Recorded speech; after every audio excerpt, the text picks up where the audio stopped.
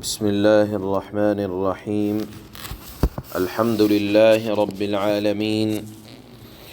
أشهد أن لا إله إلا الله وحده لا شريك له، وأشهد أن سيدنا ومولانا محمدا عبده ورسوله.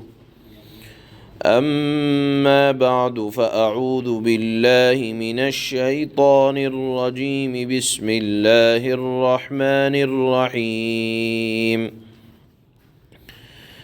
يا أيها الذين آمنوا اذكروا نعمة الله عليكم إذ هم قوم أن يبسطوا إليكم أيديهم فكف أيديهم عنكم واتقوا الله وعلى الله فليتوكل المؤمنون. صدق الله مولانا العلی العظیم. اللہ تعالیٰ نے اس آیت میں خاص طور پر اہل ایمان کو اپنا ایک احسان یاد دلایا ہے.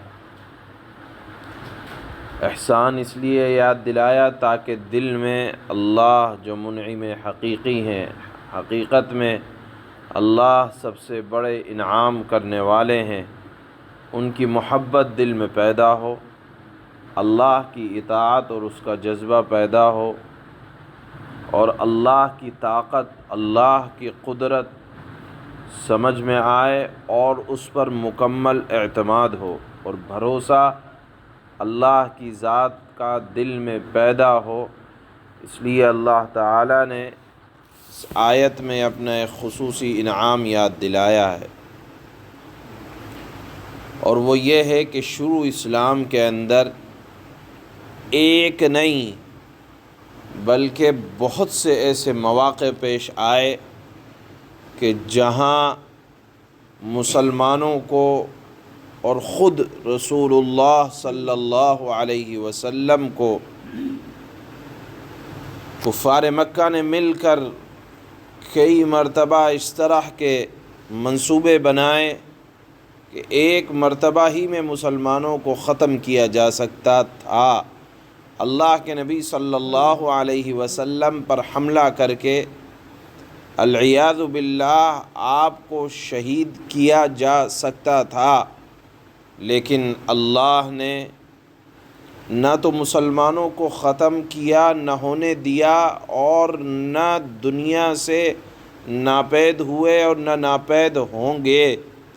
یہ اللہ کی طاقت ہے. اللہ اس طاقت پر بھروسہ ہونا چاہیے. چنانچہ اس آیت کے تحت معارف القرآن کے اندر کئی واقعات ذکر کیے. مثال کے طور پر ایک واقعہ یہ ذکر کیا کہ ایک جنگ کے دوران اللہ کے نبی صلی اللہ علیہ وسلم مقام عصفان میں تھے، اور وہاں آپ نے ظہر کی نماز حضرات صحابہ کرام رضوان اللہ تعالی علیہم اجمعین کو لے کر ادا فرمائی. کفار مکہ کو پتہ چلا کہ یہ لوگ نماز ادا کر رہے ہیں، عبادت کر رہے ہیں. اس وقت تو حملہ نہ کیا، لیکن جب ظہر کی نماز پوری ہو گئی تو ان لوگوں نے آپس میں مشورہ کیا کہ بڑا اچھا موقع تھا، سارے مسلمان ایک جگہ جمع تھے اور اللہ کے نبی نماز پڑھا رہے تھے، ایک دم سب کو ختم کر دیا جاتا، عبادت کے دوران حملہ کر دیا جاتا، مسلمانوں کا قصہ تمام ہو جاتا. چنانچہ پلان یہ بنایا کہ عصر کی نماز میں، ابھی نماز اور آنے والی ہے، ظہر گئی تو اب عصر آئے گی، یہ لوگ نماز پڑھیں گے، ہم اس وقت ان پر حملہ کر دیں گے. منصوبہ بن گیا، لیکن کہتے ہیں وَمَكَرُوا وَمَكَرَ اللَّهُ وَاللَّهُ خَيْرُ الْمَاكِرِينَ. اللہ بہترین کارساز ہیں. اللہ نے اپنے حبیب صلی اللہ علیہ وسلم پر صلاۃ الخوف والی آیت جو آپ نے 5ویں پارے میں سنی تھی، نماز کا طریقہ کہ ایک جماعت رہے، دوسری جماعت، ایک جماعت نماز پڑھے اللہ کے نبی کے ساتھ، دوسری جماعت جائے اور وہ مورچہ سنبھالے رکھے، چنانچہ عصر کی نماز اسی طرح ادا کی گئی اور ظالمین کی ہمت نہ ہوئی کہ وہ مسلمانوں کو نقصان پہنچائیں۔ ایک واقعہ یہ نقل کیا گیا کہ ایک غزوے کے دوران جب مسلمان ایک مقام پر رک کر آرام کر رہے تھے، انہوں نے اپنا اسلحہ درختوں کے اوپر لٹکایا ہوا تھا، اللہ کے نبی صلی اللہ علیہ وسلم ایک جگہ نماز پڑھ رہے تھے، صحابہ کرام رضوان اللہ تعالی علیہم اجمعین بھی درختوں کے سائے میں آرام کرنے لگے، اور رسول اللہ صلی اللہ علیہ وسلم بھی درخت کے نیچے ٹھہر گئے اور آرام فرمانے لگے۔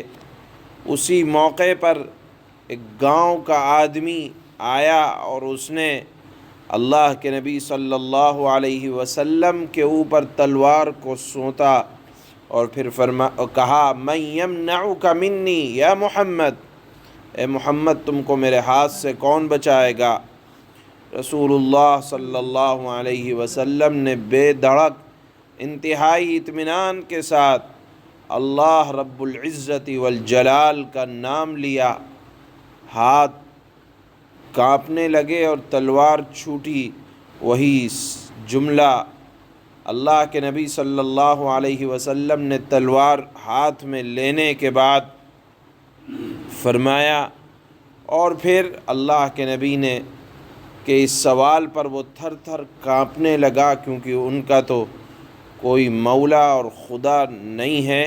بہرحال اللہ کے نبی نے اس کو سزا نہ دی، چھوڑ دیا۔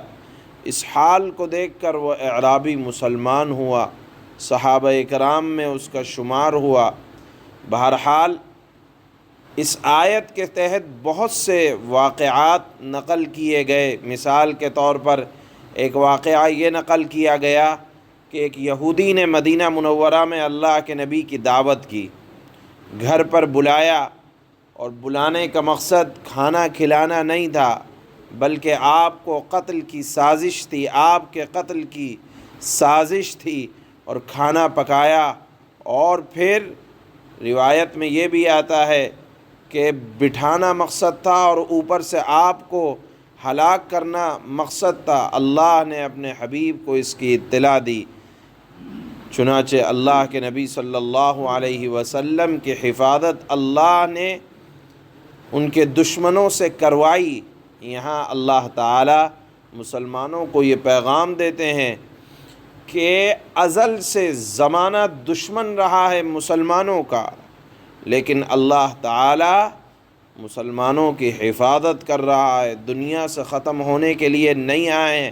لہذا اللہ نے فرمایا کہ اگر کبھی ایسا ہو کہ مسلمانوں کو اللہ تعالی دشمنوں پر طاقت دیں، قوت دیں اور غلبہ دیں، تو مسلمانوں کو طاقت، قوت اور غلبے کے نشے میں ایسا نہیں ہونا چاہیے کہ دشمنوں کو ہر قسم کے ظلم سے آزمائیں یا زیادتی کریں، بلکہ اللہ نے فرمایا، چونکہ پیچھے انصاف والی آیت آئی انصاف کو قائم کرنے کی، کہ اگر غلبہ بھی ہو مسلمانوں کا، مسلمان غالب آ جائیں، تو بھی اپنے آپ کو ہر قسم کے ظلم اور ستم اور زیادتی سے محفوظ رکھیں، اور جوش میں اور انتقام اور بدلے کی آگ میں ایسا نہ ہو کہ عدل و انصاف کو چھوڑ دیں، جیسا کہ پچھلی آیت میں آیا۔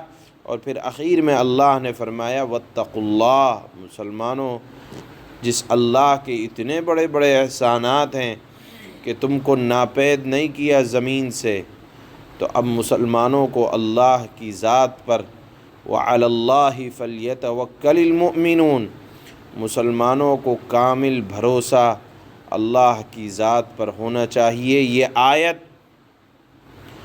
ہر حال میں اور ہر زمانے میں مسلمانوں کو بڑی تسلی دیتی ہے کہ کیسے کیسے مکر اور فریب دشمنوں کی طرف سے مسلمانوں کو ختم کرنے کے لیے کیے گئے، لیکن اللہ کا احسان ہے کہ اس نے مسلمانوں کو بحیثیت قوم اس دنیا سے کبھی ختم ہونے نہیں دیا۔